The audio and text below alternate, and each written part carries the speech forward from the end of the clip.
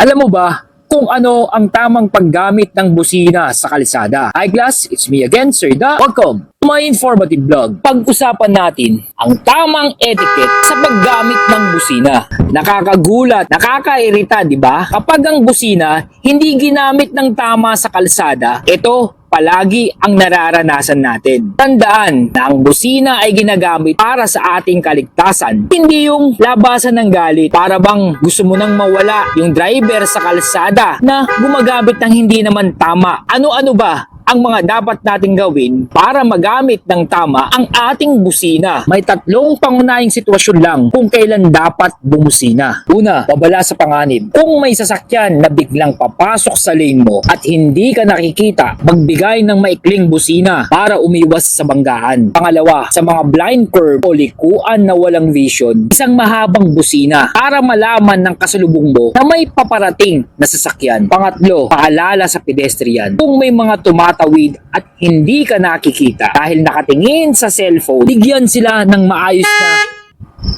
para mag-ingat. Kailan ba bawal bumusina? Huwag agad bumusina pagka-green ng traffic light. Bigyan natin ng 1 hanggang 3 segundo ang nasa unahan para umabante. Huwag bumusina kapag mabigat ang daloy ng trapiko. Hindi lilipad ang sasakyan kapag nag-ingay ka. Lalo ka lang makadadagdag ng stress sa mga kasabay mo sa kalsada. At pakiusap, bawal bumusina sa tapat ng ospital, paaralan at simbahan. Respeto para sa mga nagdadasal, nag-aaral at mga pasyenteng nagpapahinga. Tandaan, ang maayos na pagmamaneho ay nagsisimula sa disiplina at ang maayos na driver ay may respeto sa ibang road users.